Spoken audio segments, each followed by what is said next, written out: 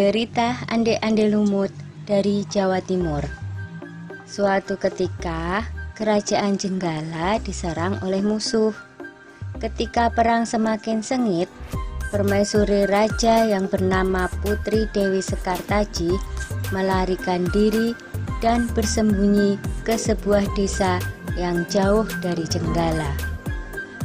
Untuk menjaga keselamatannya, ia menyamar sebagai gadis kampung. Dewi Sekartaji tinggal di tempat Nyai Intan. Nyai Intan adalah seorang kaya yang mempunyai 3 putri, yaitu Kelenteng Abang, Kelenteng Ijo, dan Kelenteng Biru. Oleh Nyai Intan, Dewi Sekartaji diangkat anak dan diberi nama Kelenteng Kuning. Setelah keadaan di kerajaan Jenggala kembali tenang dan aman, sang pangeran mencari jejak istrinya. Ia pergi dan menyamar menjadi seorang pangeran yang sedang mencari jodoh. Panji Asmarabangun menyamar dengan nama Ande-Ande Lumut, lalu membuat sayembara. Dalam waktu singkat, berita sayembara itu tersebar jauh hingga ke desa si Kelenteng Kuning. Kelenteng Abang, Ijo, dan Biru mendengar kabar sayembara itu. Mereka sangat senang dan ingin mengikuti sayembara itu. Kita harus berhias agar terlihat cantik dan memikat sang pangeran, kata Kelenteng Abang. Benar sekali, kita akan memakai pakaian dan perhiasan yang paling bagus, kata Kelenteng Ijo. Hai Kelenteng Kuning, kamu tidak usah ikut sayembara ini, karena kamu tidak pantas mendapatkan pangeran. Lebih baik kamu mencuci baju di sungai, perintah Kelenteng Abang sinis. Ketika Kelenteng Kuning sedang mencuci di sungai, tiba-tiba seekor burung bangau datang menghampirinya. Anehnya, burung itu bisa berbicara dan kedua kakinya menggenggam sebuah cambuk. Wahai Tuan Putri, pergilah ke desa Dadapan mengikuti sayembara itu. Di sana Tuan Putri akan bertemu dengan Panji Asmarabangun. Bawalah cambuk ini, siapa tahu nanti dibutuhkan, ujar sang bangau sambil meletakkan cambuk itu di atas batu. Burung bangau itu lalu terbang ke angkasa dan menghilang sebelum Kelenteng Kuning menjawabnya.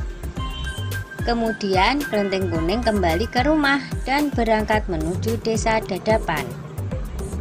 Sementara itu, di tepi sungai Bengawan Solo, ketiga saudara dan ibu angkatnya bingung karena harus menyeberangi sungai, tetapi tidak ada perahu. Bagaimana cara kita menyeberang, Bu? Tanya Kelenteng Ijo dan saudarinya. Lalu mereka melihat seekor kepiting raksasa. Kepiting itu adalah Yuyu Kangkang, utusan Ande-Ande Lumut. Dia diutus menguji para peserta sayembara yang melewati sungai tersebut. Hai kepiting raksasa, maukah kau membantu kami menyeberang sungai? Pinta Kelenteng Abang. Yuyu Kangkang tertawa lebar. Hahaha, aku akan membantu kalian, tapi ada syaratnya, kata dia.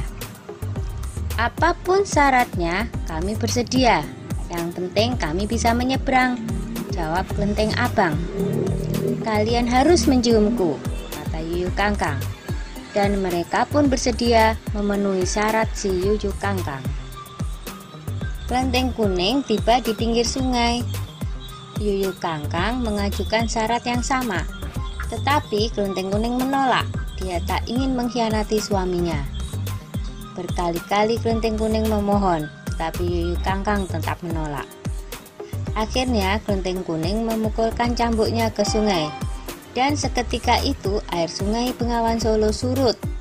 Melihat itu, Yuyu Kangkang ketakutan dan segera menyeberangkan Kelenteng Kuning, bahkan mengantarnya sampai ke desa Dadapan. Sayembara pun dimulai secara bergiliran. Kelenteng Abang dan adik-adiknya menunjukkan kecantikan mereka di hadapan Ande-Ande Lumut. Namun, Tak seorang pun di antara mereka yang dipilih oleh Ande-Ande Lumut. Ampun pangeran, hamba mohon, terimalah salah satu putri hamba, tiba Nyai Intan. Ande-Ande Lumut menjawab, wahai Nyai Intan, ketahuilah, aku tidak bisa memilih seorang pun dari putrimu, karena mereka telah mencium si Yuyu Kangkang. Sambil menunjuk kelenteng kuning, pangeran melanjutkan, aku memilih gadis ini karena dia telah lulus ujian, tidak mau mencium si Yuyu Kangkang. Nyai Intan dan ketiga putrinya baru sadar bahwa mereka ditolak oleh Ande-Ande Lumut karena tidak lulus ujian. Kemudian Ande-Ande Lumut membongkar penyamarannya dan mengatakan bahwa dia adalah Panji Asmara Bangun. Kelenteng kuning sangat bahagia karena bertemu lagi dengan suaminya. Sudah ya cerita Ande-Ande Lumutnya. Jumpa lagi.